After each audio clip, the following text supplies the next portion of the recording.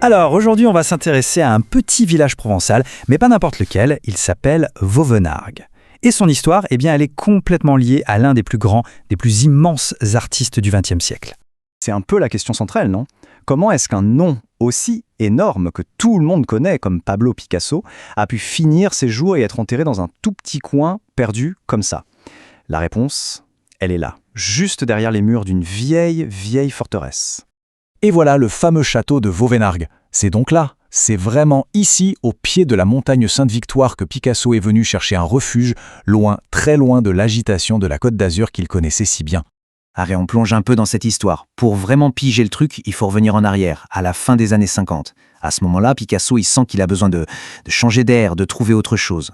On est donc en 1958. Et là, Picasso achète ce château, qui est juste immense, avec tout le domaine qui va avec. Ce qu'il cherchait, c'était pas juste un atelier de plus, non, c'était carrément un royaume à lui, un endroit où il pourrait enfin créer en paix, un lieu qui avait du vécu, une âme quoi. Mais attention, ce n'est pas que le château qui l'a fait venir.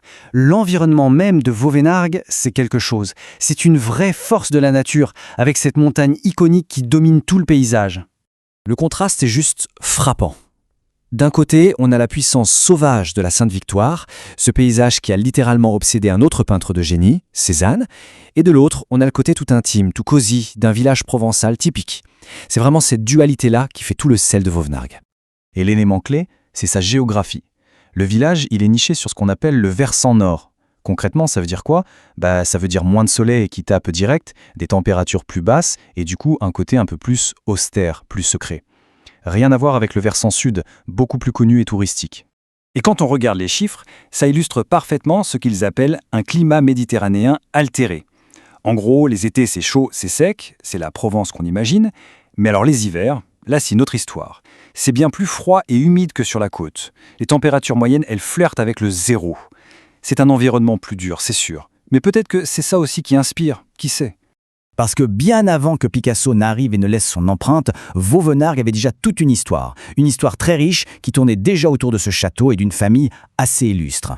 Cette petite chronologie, elle montre bien à quel point le lieu est chargé d'histoire. Pendant des siècles, il a appartenu à une seule famille, les de Clapiers.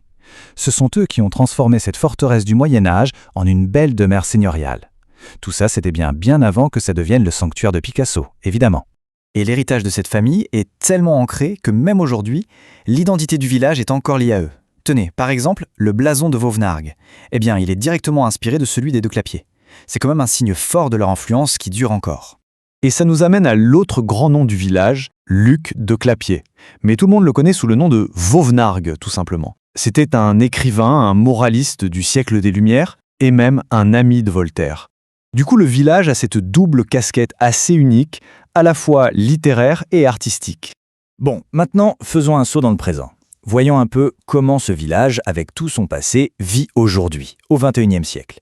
Parce que ce n'est pas juste un musée à ciel ouvert, loin de là.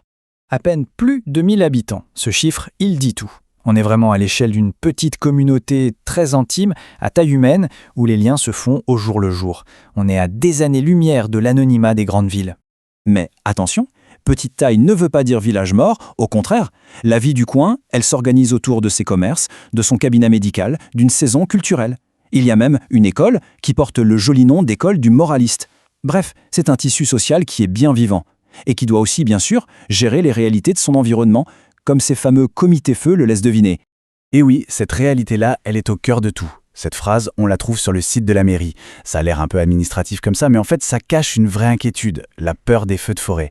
Le débroussaillement, là-bas, c'est pas juste une corvée de week-end. Non, c'est un geste citoyen, c'est essentiel pour protéger tout le monde.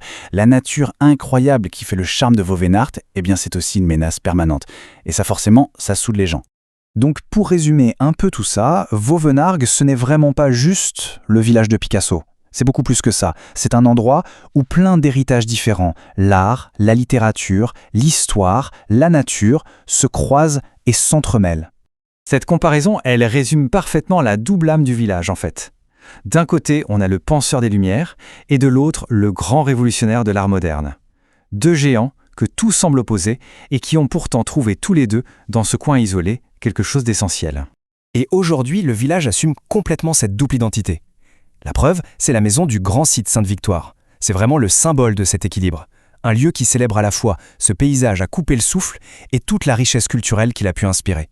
Finalement, l'histoire de Vauvenargues, ça nous rappelle quelque chose d'assez simple. Même les plus petits bleds peuvent cacher des histoires complètement folles. Et ça donne envie de se poser la question. Combien d'autres sanctuaires secrets, de génies oubliés ou d'histoires incroyables nous attendent comme ça, juste au détour d'une petite route de campagne ?